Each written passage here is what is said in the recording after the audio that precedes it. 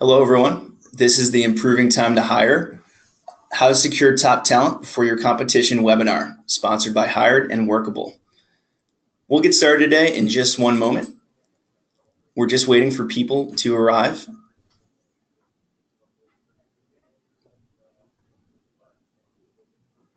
Fantastic. And with that, I'll hand off to Rob Long. Hey everyone, hey Brandon.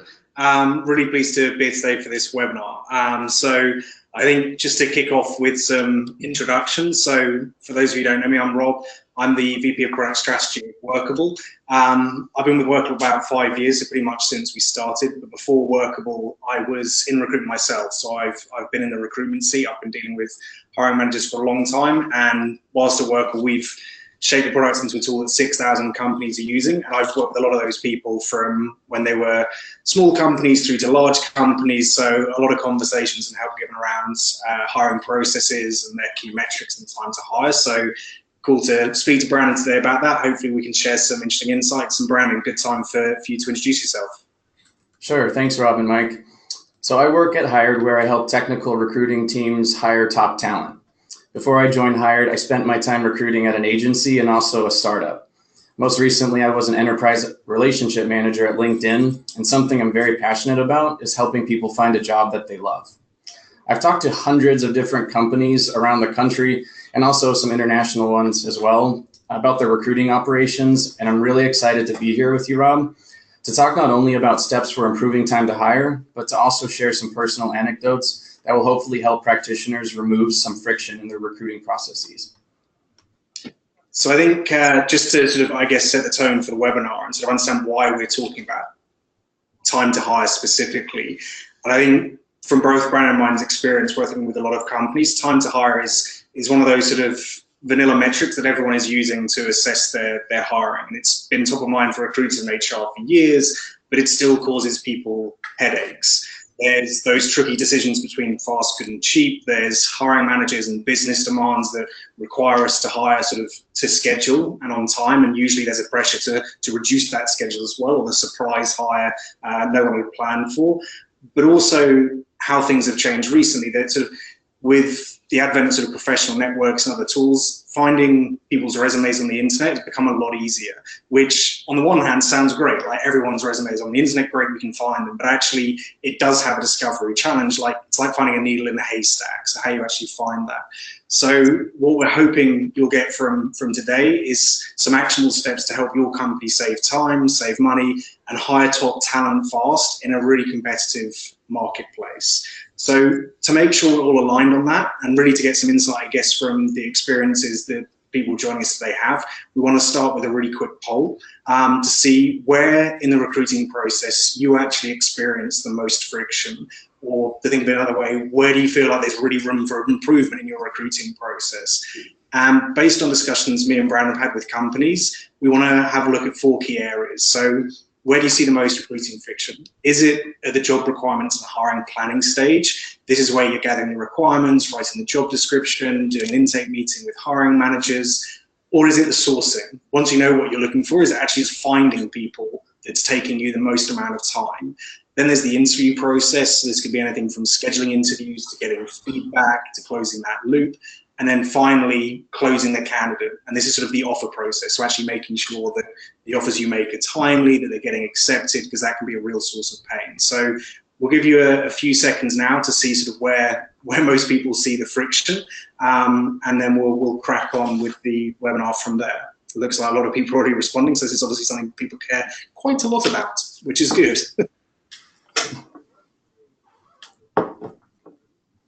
So a few more seconds. If you're not sure which one, if you're choosing between 2, go with your gut, tends to be right. Almost everyone now has responded, last couple of seconds. There we go. So no big surprises perhaps, but it's interesting for what we're going to talk about today, that sourcing comes out as sort of that big challenge. I think we do hear this in the market as well. I'm sure Brandon, you'd agree that for a lot of companies, sourcing is their biggest hiring challenge. They know what they want to look for perhaps, but actually getting that talent is there. And we're going to touch on all of these subjects today. So it does look like there's a spread as well. I think for me personally, I think they're linked, right? particularly with this first step, job requirements and a hiring plan. And this is how we're going to structure the webinar today as well. Because I think historically, if we look at the next slide, the way that we've broken down time to hire, and I know people measure this in different ways, there's sort of usually two components that people look at. That sourcing piece, like how long does it actually take me to find the person, and then the process piece, the interviewing. How long does it take me to get someone who I'm interested in through to an accepted offer? But when we actually look at it a bit more holistically than that, we actually found that there was those 4 sections to time to hire, that it doesn't start the second you post a job or the second you start doing sourcing on LinkedIn, but there's a whole part of the process that comes before that. And we see that in the next graphic, where we actually break time to hire down into 4 sections. So job requirements, sourcing, interviewing, closing the deal. What was really interesting for the poll is that sourcing was sort of the most popular segment. But actually, I think what we're going to talk about today a lot as well is how we can reduce the sourcing time by actually putting some additional effort into that job requirement stage. And that's where we'll start. We're going to talk about those 4 actionable steps and kick off with actually structuring your recruiting process. So that is looking at the job requirements and the hiring plan. And Brandon, I know you've got a lot of experience doing this yourself, but also working with companies that you work with at Hired. Why do you think this is so important to get this right? Yeah, so I posed this question to several of my clients before this webinar, and one very common denominator was that hiring managers have really high expectations for candidates that they want to see in front of them, but they don't necessarily want to spend the time talking through what one of those rock star candidates actually looks like. So the hired customers that I work with who are the most successful by far spend the time on this particular step, and they spend a lot of time here. So one of the first actionable things that they do as a checklist item is they make sure that the people who will be conducting reach out, the sourcers and recruiters, have a list of the need to haves and then the nice to haves, rather than just being handed a job description, which is sometimes what a lot of hiring managers do.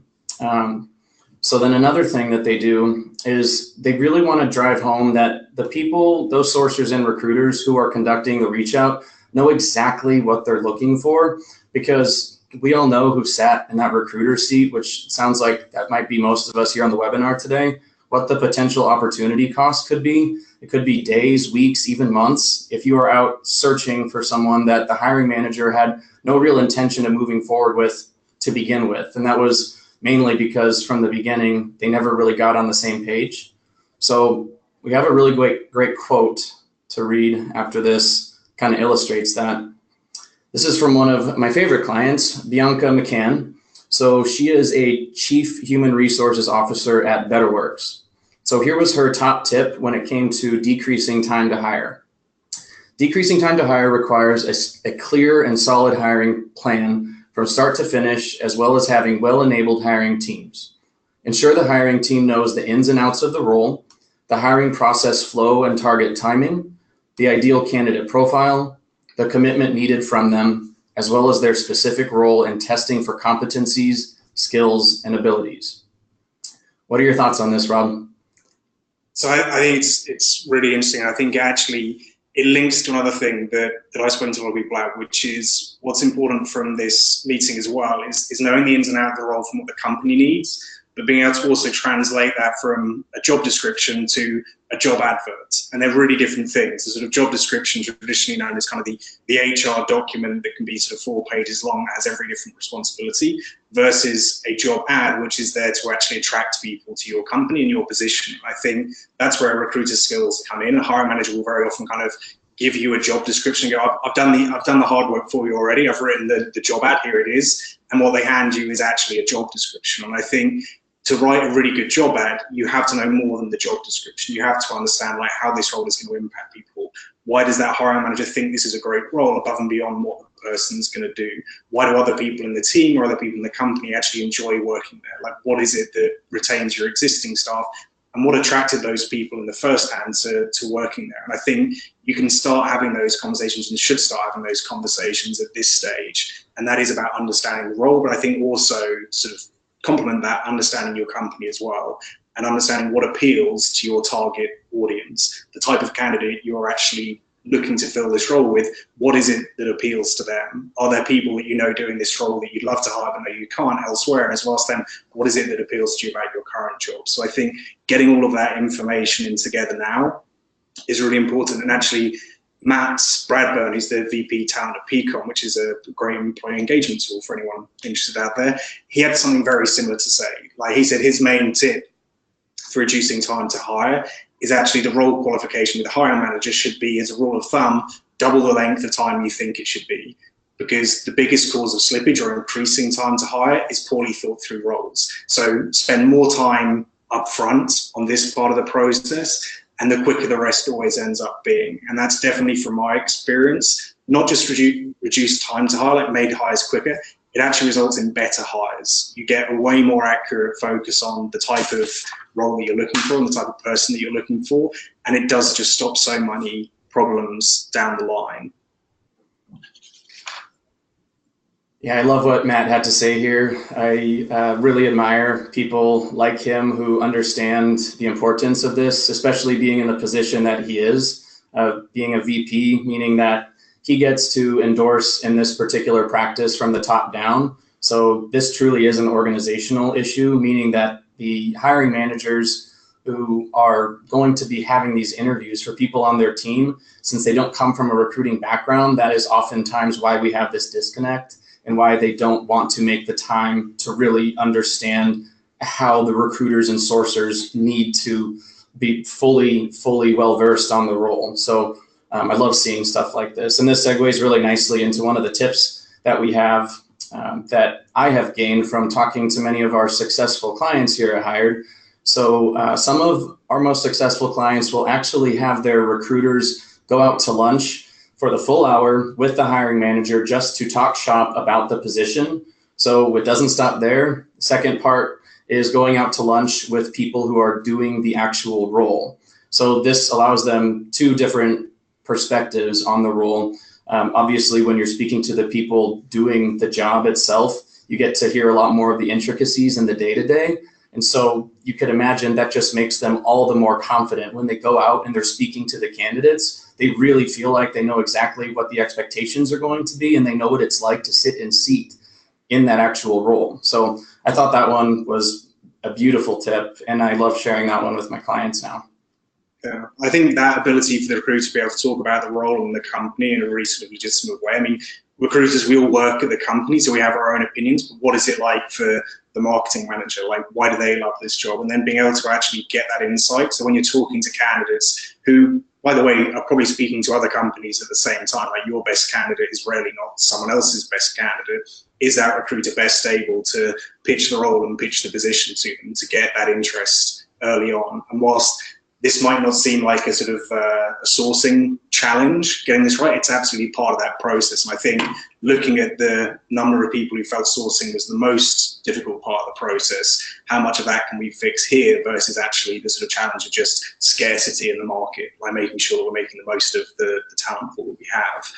And one of the things that I've actually experienced, and we're going to share an example of here, is having a checklist for that meeting. I think sometimes it's really getting hiring managers on board with understanding why you need to know this stuff, so that you can send a checklist which goes through all of the information that recruiter needs and wants to gather together to have almost like a cheat sheet for the rest of the hiring process, or sort of a mission statement.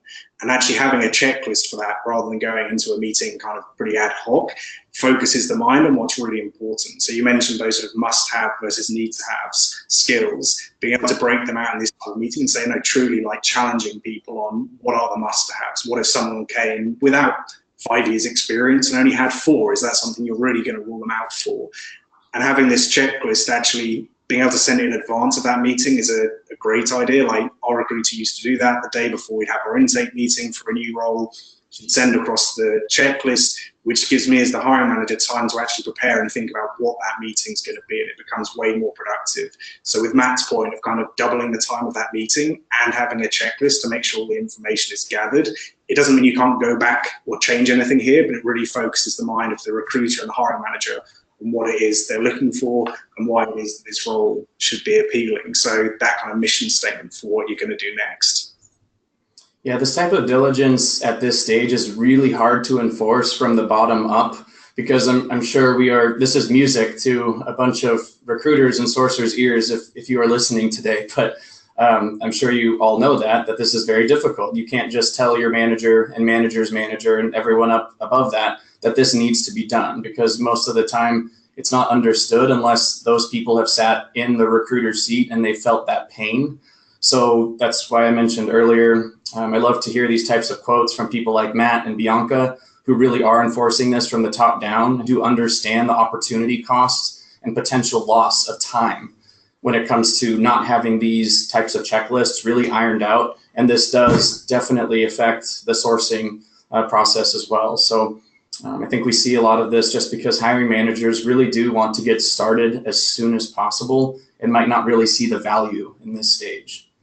So yeah, this is where I really lean on leaders in the recruiting function.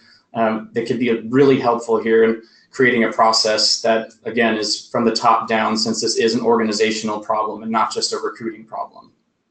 Definitely. I think, like you say, like with Bianca and Matt, they've obviously got that from the top, and there's an appreciation of that, and they can help kind of spread that across. But for a lot of people, particularly if you're sort of the sole recruiter at your company and don't have that sort of hierarchical position to sort of enforce something, I think there's a big part of the recruiter's job, which is explaining why this is a valuable piece of time, that you're trying to work with hiring managers whose diaries are pretty much fully blocked out, and you're sort of saying, hey, give me an hour of your time so we can chat about this, when they say, oh, hey, we've got a job description already, can't you just crack on and start hiring people? I think being able to translate the value of a checklist like this in a meeting like that, and why spending more time is actually going to save them time down the road, but more than that, it's going to make sure they hire the best person as fast as possible for this role. And I think being able to make that connection for them is key, and it's sort of part of the recruiter's skill is that relationship. So I definitely recommend, we're going to share this checklist with all the people who've joined today after the webinar. If you've got something similar, we'd love to sort of see that, but hopefully this is a really good starting point for people who haven't got something similar. I want to move on to the second stage now. This is the one that 65%, in fact, of people said was their biggest hiring challenge. I genuinely believe, and people please shout and ask questions at the end if I'm wrong, that a lot of the challenges people face while sourcing can be mitigated by having that additional preparation. But I know that if you're looking for the last Ruby developer in San Francisco, yeah, this is probably going to be a challenge. So Brandon, like, what does this stage mean for you? Well, this is one of the most difficult parts, because normally from all the stuff we were just talking about, we don't necessarily have all the information we need if I'm sitting in the recruiter seat and I'm about to go out and start sourcing for these candidates. So this is really where I feel like the biggest disconnect can happen. And so this handoff right here is crucial. Yeah, and I think like one of the things that we did, like we showed the graphic earlier, where sort of when we look at time to hire or time to fill, as we sort of call it at Workable, what was interesting, we looked at about sort of 1,000 companies who were hiring, looked at their overall time to fill, and found that sourcing was about 4 of 7 weeks of an average time to hire. And I think actually interesting that, again, hiring managers perhaps don't always appreciate this, that actually they think that sort of you get given a job description with a few days, they're like, hey, where's my resumes? And it's like, no, one of the like biggest challenges of hiring is the time it takes to actually find them, like going back to that discovery point. So how are you going to actually go through and find this pipeline of talent in the first place? And I think one of the challenges that recruiters hit so often is a pretty traditional conundrum that we all have, which is the fast, good, cheap problem. You can only ever have two. You very rarely get something that you can get quickly that's good and is cheap. If you're on Amazon, you can get something pretty good. You can get it fast, but you're going to pay for it. You're going to pay for your Prime Now membership. You're going to pay for anything like that. Or you can get it slow and pay a bit less. And so you've got to be kind of keeping this in mind. But I think the key thing for me is that there's a breadth of sourcing channels out there that I think one of the honey traps that people fall into is they see referrals, which are a great source of hire, and say, well, look, that's where we get great candidates. We're going to focus 100% on that. Or, well, we get most of ours from this job board or that professional network, and they focus a lot of time on that. But very rarely, when you look at the data, is it that straightforward. There's usually, and we see about 40%, this is quite often surprises people. 40% of hires that we see being made are coming from job boards, which are quite often kind of spoken about badly, particularly free job boards, which actually make up the majority of hires. So you've got to figure out and look at your metrics to see where good candidates are coming from. But remember that you can't double down completely on one source. Referrals is the best thing. Referrals are great, but there's an inherent problem with referrals. You run out of them. They aren't scalable in that sense. There's going to be a limit on the amount of referrals you get. You're always going to have to use some other channels. And so you need to think of an effective way to cut through the noise and connect with the really high quality candidates whilst keeping this conundrum in mind. So I've had some really good feedback when I've asked clients about how to cut through the noise, as you say. So Recruiter 101, basic 101 is that we look at the profile of the person we want to message and we customize the message a little bit. So this is very old school, and this is a way for the candidate to pretty much sneak out if this is just a template and it's not really customized towards them individually. So knowing your audience and what interests them specifically is huge. We always warn clients not to lead in with their initial messages about perks, because perks, the buffet lunches, the company outings, that's old news now. Everyone else is caught up. And it's a very, might get in trouble for saying this, but a lazy way to recruit. And we don't advise people to do that. So especially when it comes to engineers and developers who on average are receiving more than one message a day, whether that be via LinkedIn or in their actual inboxes, they want to know what kind of projects they'll be working on, what type of influence on the company's infrastructure or which products they'll be working on or affecting. And more importantly, they want to know who they'll be working with, especially if this is someone who has a prestigious career or who has accomplished things that maybe they would look up to or aspire towards. So this is actually another actionable tip that several of my clients, even the small startups all the way up to more of our mid-size and enterprise level accounts, they'll implement this and they'll see response rates go up to 25, 30% higher. So for the 65% of you who marked sourcing as a big pain point, this would be the tip to listen to. These companies are trying something new where they're having someone like a VP of engineering, director of engineering, VP of product strategy, like Rob, send the actual outbound messages to these rockstar candidates that they're pinpointing rather than having the recruiter do so. So I've received pushback for this a couple of times, but let me explain why this has worked extremely well. If you put yourself in the candidate's shoes and you look at that message in your inbox, if I'm an aspiring product manager and I see a message on LinkedIn from Rob, a VP of product strategy, you bet I'm going to open that up rather than the 6 or 7 messages that are sandwiching his message that are all from recruiters, because I know that Rob probably means business if he's messaging me directly from someone at his level and his stature. So that's something I would suggest that people do try if they haven't already. I think like one really interesting point there, I think there's a proliferation of tools now in recruitment specifically around sort of automating communication with candidates, like tools that allow for mass email and nurture and sort of scheduled emails to candidates. And there's a really weird sort of catch-22 when I speak to people about that where it's kind of most appealing for people, the people who get most excited about it, are talking about kind of that person who's looking for the last Ruby developer in San Francisco, or you're looking for a sort of really niche skill set in Bulgaria, and people are sort of saying, well, look, these are really hard to find roles, and so what I'm going to do is create this big bucket of people and send them some mass communication. And it's completely kind of perverse logic in my head. These are sort of scarce resources that you want, like you say, to personalize your communication to. And that actually that proliferation of tools, which comes a lot from kind of the sort of sales and marketing automation world, but translated for HR, sometimes there's a really strange argument for it. There's a really scarce talent group, and so we need to be able to automate stuff. And it's like, no, when you've got a scarce talent group, you need to sort of go above and beyond and personalize that even more. So it's a really interesting point that you make, like where people are having success is that personalization. It's not from kind of that mass bulk spam, particularly around, like you say, perks. They are sort of last year's news. Like, okay, not everyone's got a slide in their office, but who wants a slide in their office? But the sort of luncheon is the pet friendly, the football table, the ping pong table. This isn't what's separating people. And I generally don't think anyone ever particularly made a huge career choice, which switching job is for a lot of people, based on the fact you've got that ping pong table. And I think it comes back to speaking to your existing colleagues and some of your target audience and saying, what is it that appeals to you? And it tends not to be the ping pong table or the football. These are nice things to have, but actually what people tend to want to work is sort of challenge, impact, and growth. And that's probably where people really want to see information in your outreach emails, not that stuff that's really sort of nice to have for the candidates.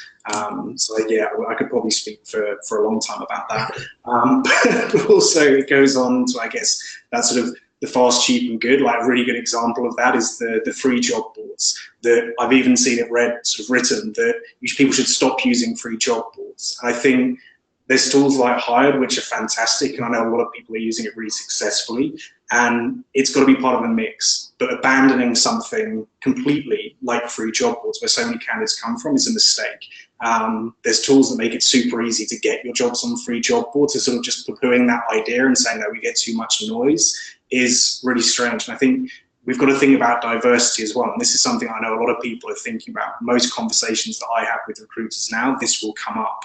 And the challenge that most people have, there is that sort of issue that when people are in your pipeline, people are making decisions, even whether it's sort of with an unconscious bias to rule people out. But actually the hardest thing to do is sort of diversify your company without diversifying your sourcing as well. If you only use one sourcing method, you're only ever going to get one type of person. You need to find out and sort of spread the net wider as well. And so I think that's an important part of sourcing as well, that you really do want to kind of spread that net for some types of roles, like that last Ruby developer in San Francisco.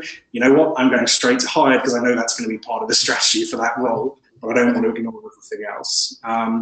So hopefully there's some thoughts and ideas there around sourcing, but the main thing for me is that mix, and think about the role you're hiring for. There's roles where you're going to go straight to Hired. There's others where you might have other channels, but you've got to think about the strategy holistically for that. And once you've gone there, you're then getting into streamlining the interview process. And Brandon, I know you've got a ton of experience of working on this.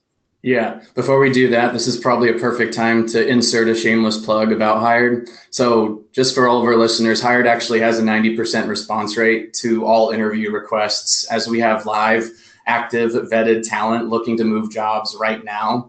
So time to hire during sourcing is significantly reduced. I'd certainly back that up with my experience. And I think that's one of the things when we think about people's intent as well to move, I think that's where Hired can come into play. This is another of those things about if you're only doing passive candidate sourcing, you're playing roulette with people who are actually in a position they want to move. You want to get that relevance and intent at the same time. And that's where a platform like Hired can deliver you candidates and quite often deliver them faster as well, I think. Absolutely. So that dovetails really nicely into our next topic, which is how to organize your interview loops.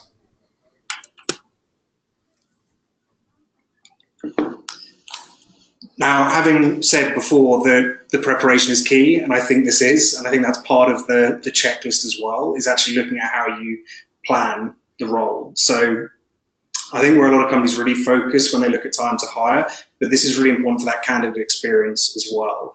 The bad candidate experience and frustrated hiring matches most often happens at this step. There's a lot of juggling that's involved. So what are some ways that HR and recruiting teams can really get ahead and organize their interview loops? So I think one good way to frame this in your mind is imagine that every candidate that we're going to interview, that we're speaking to, already has an offer on the table, or certainly you're not the only company they're talking to. And I think this is, in the vast majority of the case, true.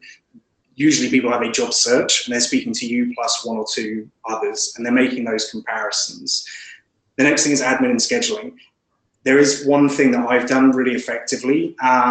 It can sometimes be hard to get hiring managers to agree to this, but hopefully if you've done the prep, it can, is blocking interview slots out before they're actually needing to be scheduled. So saying to a hiring manager, look, we know our process really well. In week 3 of the search, we're going to be booking interviews. Can we book those slots in now so that I can be really fast? And again, this is about that candidate experience as well as speeding up the time to hire. There is a lot of places like Glassdoor that people can go and find out about your company, but their main source of information about what it's going to be like to work at your company is the interview process they go through. If that's smooth, if they get feedback at the right time, etc., their impression of your company is going to be that much better. Another thing to look at is whether all of your interview stages are necessary. There's definitely more stages we can have, and there's sort of a desire to get more and more information. But what you've got to think about is each stage of your interview process absolutely vital for every candidate, and what is the value you're getting from them.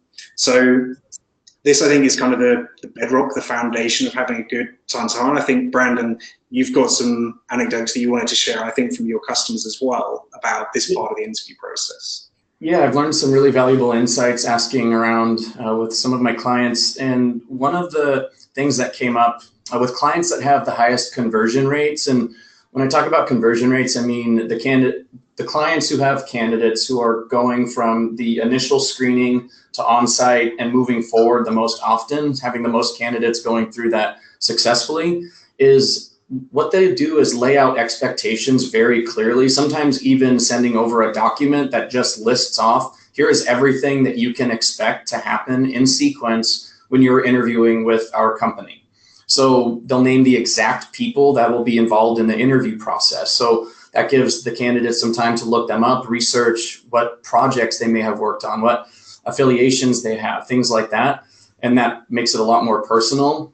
Another thing they do is let them know, at least to some degree, the technical test, the testing they'll have to go through, or they might be expected to do when they come on site. And that's not designed to make it easier on the candidate. It's more just realistic, because they know that if this candidate is really good, like Rob was saying earlier, they are most likely interviewing at several other companies. So they're trying to make it as straightforward and transparent as possible for this candidate to know ahead of time what to expect from A to Z before they actually start this process. And then another thing they do is just really making sure on the phone call, whether that be with the recruiter or whoever is kind of walking them through this, just checking for clarification that the candidate understands by looking through this list of items, they do have a true depiction as to what this interview process is going to look like. So it does kind of correlate back to the employer brand as well, since candidates oftentimes are very flustered throughout this interview process, seeing as how they're doing this with several other companies. So sometimes it can be really helpful to make it a little bit more transparent and straightforward. Definitely agree. Like we updated our careers page about a month or two ago. And one thing that we did, as well as having kind of the team leaders for each department on the careers page, so it was easy to find out, oh, I'm interviewing with Becky, great, here's Becky, this is what she does. For each department, we kind of laid out on the careers page publicly, this is the process you're likely to go through, so that it is really transparent, people understand what to expect. And I think, to your point, it's not about trying to make this process easier, but it is. It's kind of saying, look, this is what we're going to do. We want you to be really well prepared because we want to see you at your best. That's how you're going to perform when you're working at our company. We want you to be prepared. But I think that transparency thing is key, and it goes back, really, say, to that employer brand. And I think candidates now appreciate that. It's becoming sort of more common to it, and it's easier to find out about people. Make it really easy to find out about your process, not just from transparency, but also let them raise a flag. Like if they see that your standard process is 7 stages long, and they've got another process going on, they might want to say, hey, look, actually, I've got this other process. I'm at the 4th stage. So how can we sort of be flexible around that? Is this going to work from a timing point of view? I think that flexibility is something that one of your clients, Brandon, had mentioned, and Mike from Chariot said. Do you want to read out his quote? Sure, I'll read it. Yeah, so Mike Dirosky is one of my favorite clients at Chariot. He's the Senior Vice President of Engineering, and this speaks perfectly to what we're talking about. So he's a very wise man. He said, within the tech recruiting industry, there's been a bias towards adding steps, challenges, or tests, and each additional one leads to losing candidates. You will learn more about them, but you will lose most of them. My suggestion is to create tracks based off their profiles and work closely with your hiring manager to develop a score or a full understanding of what the ideal candidate looks like. You won't want all candidates to have all of those steps. To put it bluntly, the hottest candidates might have 20 offers, but you can bet they did not go through 20 rounds of exercises. Yeah, I think like Google is, I think the sort of, or used to be, the poster child for the really long recruitment process. I can't remember how many it was, but it was like somewhere between 10 and 20 stages. And you know what? They had a lot of experience in making sure that it was perfect and they hire, but we don't all have Google's employer brand and appeal. Not everyone is willing to jump through 10 or 20 hoops in your company. This doesn't mean they're not a good person. I think this sort of, to some extent, even goes back to application forms. It's like, do you really want someone to fill in a 14-page application form just to put their hand up and say, I'm interested? Some people say it's a good screening method. If you can't be bothered to do that, then you probably don't want to work for us. I just don't think that's true. I think it's true at interviews as well. People have other jobs and they have lives as well. You have to be mindful of that. And I think the point Mike is making around flexibility is key as well, that you might have planned this sort of 5-6 stage interview process. You've got to be able to be flexible for that. And this is the tracks that he's mentioning. It says, what if someone comes into the process late and they look like a really high caliber candidate? How can you fast track them through? Or one of the experiences that I've had, we're based in Boston in the US, but quite often we have people applying from Chicago or New York. We don't want to bring them back to Boston 5 or 6 times because they've got a life and work to be getting on with as well. So how can we manage that? How can we get them into the office for a day and actually run concurrent meetings with different people so that we're able to make decisions faster? So I think that flexibility is key. Going back to that first stage, the job requirements, that's where you want to have these conversations with your hiring managers. Put the ideal process in place. These are the stages we're going to do. This is what they're going to assess. This is how we're going to track feedback. But actually say, look, what if someone great comes up? Put some hypotheticals out there with the hiring manager and see how open they are to sort of moving those tracks. For one thing, it'll help you in those situations like my New York example, but also it gives you a bit of insight into, is there any sort of extra steps that aren't really adding value? If the answer is, yeah, we'd get rid of this stage easily, maybe it doesn't need that to be there for everyone as well. And actually, one of our customers or previous people I know from London as well, Nick Yockney, echoed that as well. And he said, having a clearly defined process that can be communicated in some way to candidates and interviewers, that the interview stages should be clear on what they are assessing and how, and to book the interviews with the assessment and the invite to ensure everyone knows what is required. So for example, the stage 1 interview might be looking at core skills and professional competency. Stage 2 could be more around culture and motivation assessments. I think this is important for 2 reasons.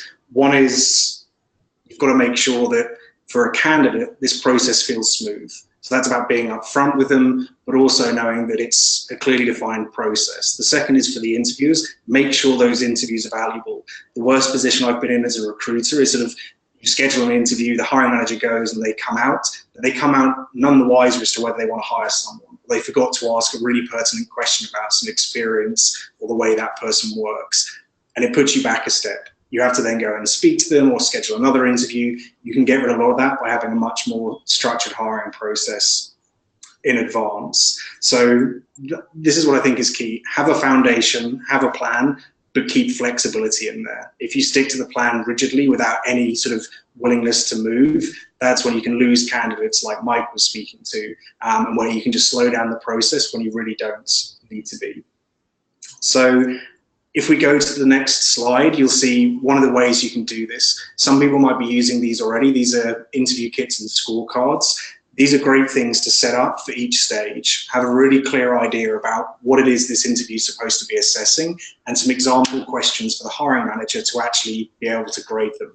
No one was born with an inherent knowledge of how to interview or what questions to ask, particularly if you're in a high growth environment where your interviewers perhaps are a team manager for the first time. So their only experience of interviews is being the interviewee, not the interviewer. These are a great way to make sure that you're actually getting the information you need at each stage to make a proper decision on should this candidate move forward or not.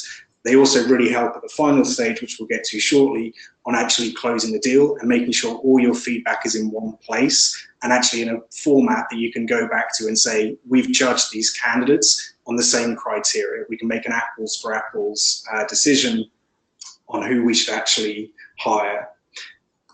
Another thing on candidate experience, so many people want that feedback from interviews, and to be honest, if they've been in to meet you and spend that time, they deserve it as well. Keeping this kind of feedback makes it really easy for you as a recruiter to actually add some value to the candidate experience here as well. Even those people that weren't successful, they're likely to be referring your company. They could be great applicants in the past, And also, look, we just want to help people. I think it's in recruiters' natures to want to do that. If someone hasn't been successful as a role, help them be successful next time by actually giving them some useful feedback that they can build on for the next part.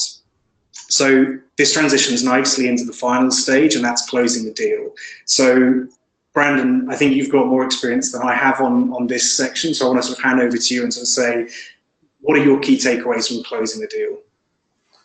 Sure. So I'd like to revisit an interesting point that we had from step number 3. So that would be providing clear feedback to candidates in a meaningful and time-sensitive way. So communication between internal teams is important, but a clear feedback loop with your candidates is just as important. Kind of similar to what you were saying, Rob. So candidates are consistently discussing their interview processes with their colleagues in forums and also through social media. So a company's employer brand provides a lot of leverage when it comes to closing top talent.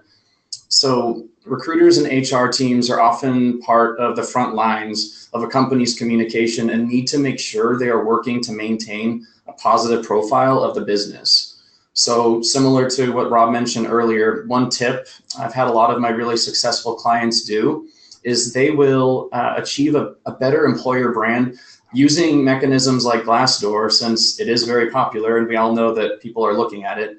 They'll ask their candidates to go and fill out what their process was like, their interview experience was like, if they've accepted the job with them pretty soon after they've accepted the job. And they're doing that strategically because people are usually riding that wave of emotion after they've accepted a job and everything is very positive. And that's when they ask them to fill out the Glassdoor review. Since most of the time, as we all know, especially those of us who sat in the recruiter seat, most people who fill out Glassdoor reviews, they are doing it maybe on a situation like that or in a situation where they're really mad at their company. So might as well take advantage of the latter, right?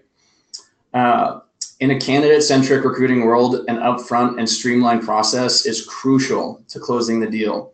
So recruiters need to facilitate the hiring managers to take a more prominent role in the job offering process to make the candidate feel more comfortable, make them feel more special and appreciated. So what am I talking about there? If you look at the average process where a company decides they want to extend a verbal offer to someone, it usually trickles down after deliberation of all the people that interviewed that person, and then the recruiter themselves makes that call. So that's normal, that's totally fine. However, my clients that are the most successful by far and wide are able to identify from all the people that they interviewed with, who was it that made the strongest connection with them? Maybe it was someone who had a mentorship capacity with that particular candidate. Maybe it was someone who was going to be working directly alongside them. So they will have one of those people be the one to call and extend that verbal offer. And that's, again, very strategic because as we decide to make a change in our career path and take a new job, it's a very emotional decision. So this has helped a lot of my clients to further extend that excitement to that candidate and really help take advantage of this time where this person is potentially going to be swayed in one of maybe many directions. So that's one very awesome, actionable tip that I've seen work wonders for some of my clients. And then let's see here. Any thoughts on that, Rob? So we do something close to that. I think there's definite benefits to that. In fact, we could probably go a little bit further in that direction as well. So how it works only sort of in my team is that I will make that verbal offer call, like you say, because I want to be able to explain to that person why I'm excited about the possibility of having them on my team. And I think that's where we're at now. Like, I know I want sort of them to be on the team, and I'm really excited to see what they'll be able to achieve. And I want to sort of hopefully make sure that they are equally as excited and going to accept that offer. So I'll tend to make that verbal offer or explain, look, really excited to meet you, love this, this, and this, excited about what you can achieve in X, Y, and Z. I think you can make a really big impact. And there's going to be an offer forthcoming, and you can expect that from the recruiter. So that'll be a call, and then our recruiter will follow up with the nitty-gritty. Part of that, I think, is because, I mean, to be honest, US benefits are a minefield, and I'm not the best person to explain our benefits pack to people, and this is, for a lot of people, important as well. But I think the point is absolutely right, that that connection that you make during the interview process with a candidate is a key part of the decision-making process. There's that classic sort of quote that people don't leave jobs, they leave managers. Well, I think this is true in the hiring process as well, that people assess an opportunity based on, look, how much do I want this person to be my manager? I think carrying that through to the offer process is great. If you can, as a hiring manager, do the complete offer process yourself, I think that's even better. And it links back to your point about getting the hiring manager to reach out initially. Again, it's that connection and relationship you're making. For us, or for me anyway, I think it's slightly different in other teams. I'm happy making that verbal offer. I just don't feel as comfortable going through the nitty-gritty of benefit packages. But it seems to work okay. Offer acceptance rate in the team is really good, so I'm happy. But yeah, I think we could maybe even go a bit further along the lines that you've spoken about. I think before we get to questions, and we're going to have questions at the end, there's a couple more quotes that we've had from companies that we've spoken to before when we prepared for this webinar.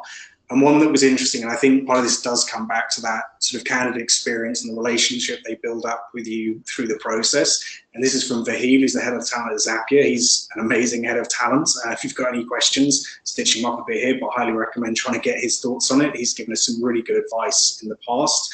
And he says, embrace your ATS. They are built to enable and empower recruiting. The more adoption you have as a company of the ATS, the quicker you can move candidates through the application process.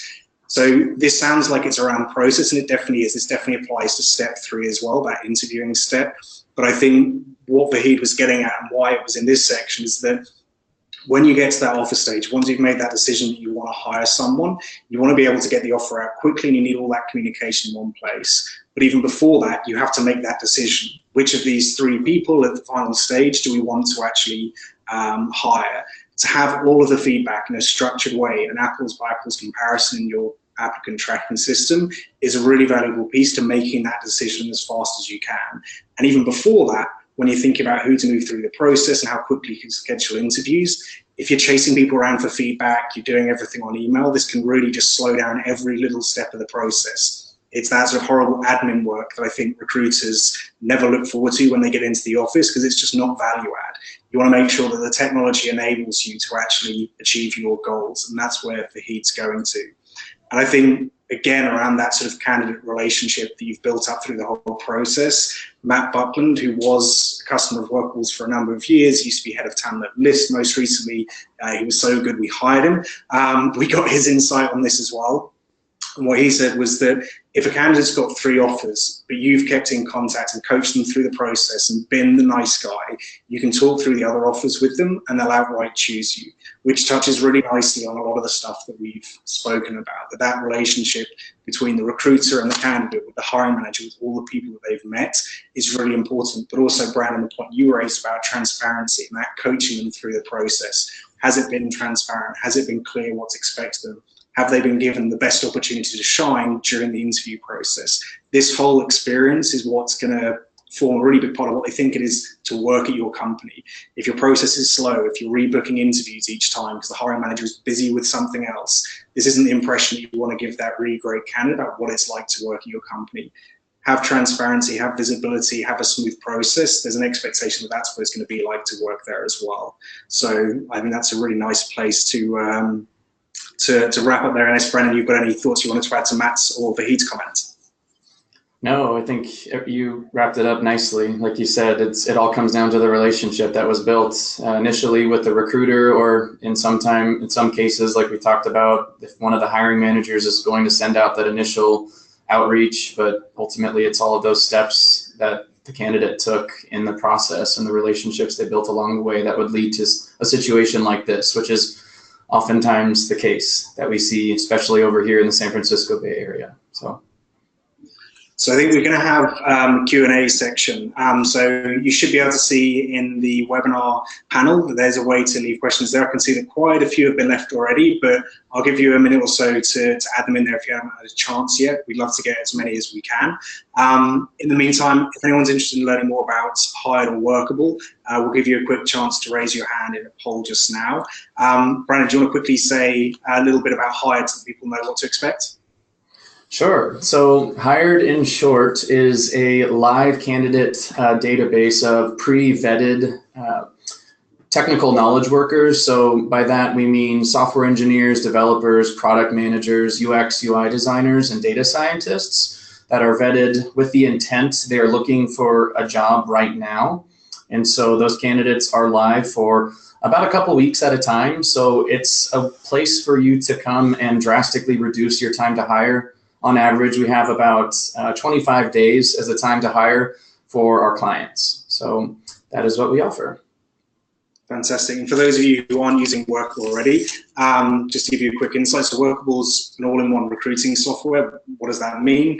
Well, it wraps together all the parts of your hiring, from sourcing to interview and evaluation and the offer process. So if you're using an ATS already, this is the kind of tool that people are switching to. If you're not using an ATS, there's a lot of companies, there's 6,000 customers of Workable globally who start using Workable as their first applicant tracking system.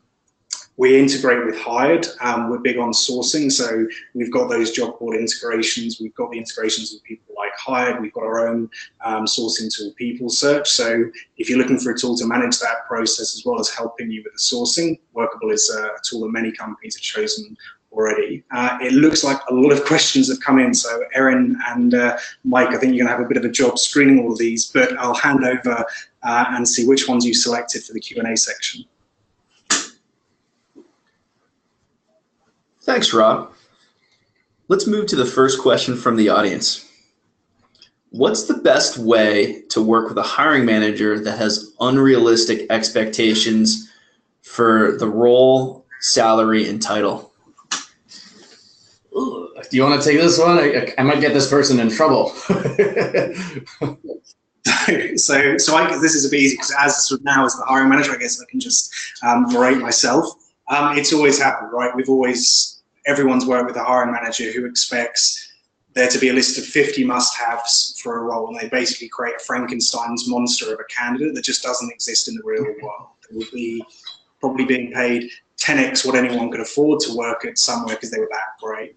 But that's not really the easiest way to enter that conversation. I think they have to be brought down to earth, but in a way that actually is demonstrable. And I think a couple of the ways that I've done that in the past, one is by having a look at that job description you have now and bringing to that intake meeting a few examples, whether that's resumes you've received for jobs in the past, or if it's going onto LinkedIn, or whether it's using something like Workable's People Search to create 4 or 5 profiles of candidates who you think at this stage could be a good fit, and actually getting that hiring manager to say, this person's great, but for this, or if this person had Y. Once you get to that point, you can then say, well, look, tell me, who is it that you know of or that you've worked with before who could actually meet all the requirements that you've got? What you'll often find is the answer is, oh, I don't actually. It would be a bit like this person plus this person plus this person. And then that realization to them that what they might have created is slightly not ambitious, we should all be ambitious, but just unattainable. This person doesn't exist in the real world. And I think then you have the conversation Brandon was talking around, which is, okay, look, these profiles that I brought you, you've said you really like Becky, but actually she doesn't have 4 or 5 of the must-haves, so they really must-haves. No, okay, I guess they're maybe nice-to-haves, but that's the stage at which you should be having that conversation. The really dangerous trap that people fall into with that type of hiring manager is they don't ask why. They just sort of accept it, go away and say, well, what I'll do is I'll put that job out online, I'll try and source for those people, and over time, in the next couple of weeks, I'll be able to show that, well, we can't attract that type of person. But all you've actually done there is spend 2 weeks delaying that hire when you knew up front this wasn't something that's achievable. So I think take some existing or some example profiles to that intake meeting and get feedback on the hiring manager. Ask them for an example of someone who would meet the criteria that they want to hire, and ask why. There's like the classic kind of interview technique of you've got to ask why 5 times to really get to the bottom of things. I also used to coach people on how to handle this back when I worked at LinkedIn. So my short answer, if you're able to message me directly, I can actually show you an example. I can show you how on LinkedIn you can go back to your hiring manager and be very consultative with data showing these are the amounts of people who actually exist and the demographic they're looking for, geography rather, and kind of have more of a data-driven conversation. And that tends to work pretty well too. When it seems like they are looking for someone who in their mind is very abundant, and in reality they are not. So just curious, it's more of a answering your question with a question. I'd be wondering if you've tried that before. So yeah, that's my 2 cents. Great. So next question from the audience, and this one has to do with sourcing and personalization. So personalization and customization takes time. How do I strike the balance around the time needed to personalize sourcing emails and outreach with the number of messages that you realistically need to get a phone screen and make a hire? I can answer this in a short way. The way that my clients are really just killing it with their response rates and getting really high level candidates to respond to them and not wasting a ton of time. So I'm assuming whoever it was that asked that question was probably sitting in a sourcer or a recruiter seat. Keep fighting that good fight. I've sat in that seat before. But what these clients are doing is those people are typing out the messages to that actual candidate, and they're sending those over to the actual hiring manager. So as you heard Rob and I talk about earlier, having someone like a director of engineering, director of product management, VP, et cetera, send out those messages, it just bears so much more weight when it's coming from them. So I know that's not really an answer to the how do you strike the balance between the time, but I still feel like it's very relevant to your question, because being that it is coming, if it were to come from people who were a little bit higher up, we know that the response rates are much higher. It's not just on Hired, the data that we see on our platform, but it's on LinkedIn, it's across the board. Yeah, I agree with that. I think partly that proliferation of tools that makes it really easy to do this, to create lists and just sort of start sending scheduled emails. There's that difference between what is personalization, what's customization. Sending an email template that changes the first name and hey, first name, I saw your profile on network and I think you'd be a great fit for job position at Y. I can see you're at company name now, let's have a chat. That's personalization, right? And this is like tiny, like you can do that, there's tools that will do it for you. Customization is sort of, I think, into the territory of what Brandon's talking about, where you're actually sort of really thinking about why specifically with this person be interested in my role. And I think it is more than saying, hey, I saw a nice cat picture on your Twitter feed, we like cats too, winner. Like this might help you get a coffee with someone, but I doubt it's going to get them to change their mind about a job. There will definitely be examples of where that exact example has worked, but I think generally speaking, it's probably not the type of customization that's the most effective. That balance in time is really tough. And I think it's not just with sourcing either. Like how much time do you spend getting your jobs onto job boards? How much time do you spend dealing with recruitment agencies or staffing firms? How much time do you spend on proactive sourcing versus getting a list and sort of just sending multiple emails? I think sometimes there's a gut check in there as well. If you feel like you're becoming a bit spammy, you probably are, and it was probably about a week ago that you started. But there's different tiers of candidates as well. Like if there's someone that is such a good fit for a role, they're the person that the hiring manager said, if you can find me someone like this, hire them. You definitely shouldn't be sending a templated email to them. You should be looking into them and finding out a little bit more, looking for an introduction. So I don't think there's a one size fits all that you say, well, I'm going to customize this much and send it to everyone. I think there has to be a sort of sense check of, right, here's the sort of tier one people that we're going to spend a lot of time going after. I know Matt, who I mentioned, who works with Workable, for one role that was really tough to find when he was hiring at Facebook, they went as far as sending an iPod to I think about 20 really niche skill candidates. And the only thing on that was a podcast, sort of an audio recording of the hiring manager explaining why they wanted to hire that person, with a note saying, look, we'd love to chat to you, let's set up a time. If not, here's a free iPod, enjoy yourselves. That's the level of kind of going above and beyond, that if you're talking about personalization because of the scarcity, it's that catch-22 or that weird argument I was saying before. If it's scarce talent, why are you sending them a template email? Like it can't be one of the two. There's either hundreds of these people that you can send a template to, and the reason you send a template is it would simply take too much time to send individual emails, or you have scarce talent and you should be customizing more. I think that's a decision people have to look at. Thanks, Rob. Last question from the audience that we have time for today. It has to do with the quality of candidates in your pipeline. Do you think it's normal to have a large number of unqualified candidates in your pipeline in this day and age? What can you do to increase quality?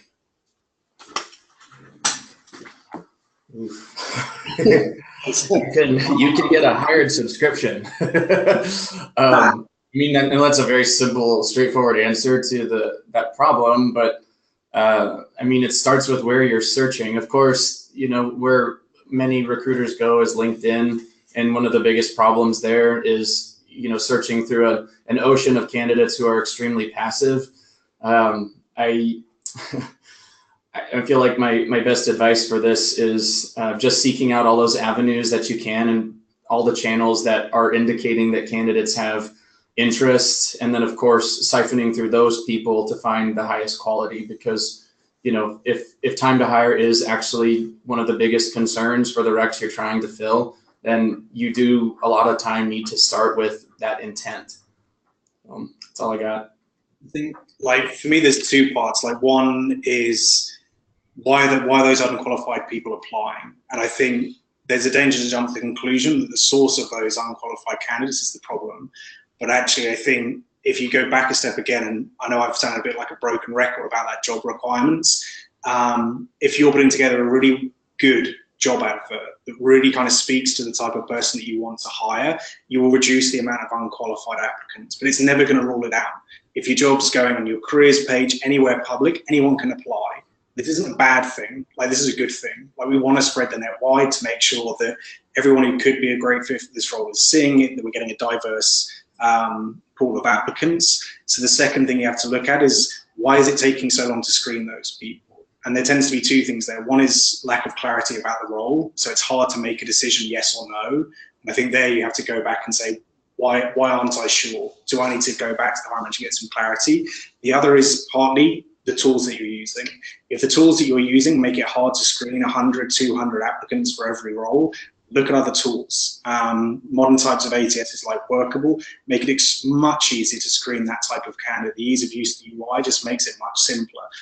Me as a recruiter and as a hiring manager, I would never want the answer to sort of, it takes too much time to screen, or we're getting too many qualified candidates, to be, well, let's stop telling people about it. I want as many people to apply so I can make that decision. So I think that's the two areas to look at. Cool. Thank you all for joining. That's all the time we have for today. As a reminder, we'll be sending out a recording of this webinar within the next week. I hope you enjoyed it and hope to see you at the next webinar. Thank you very much. Thank you. Thanks, Mike. Brandon. Thanks, Rob.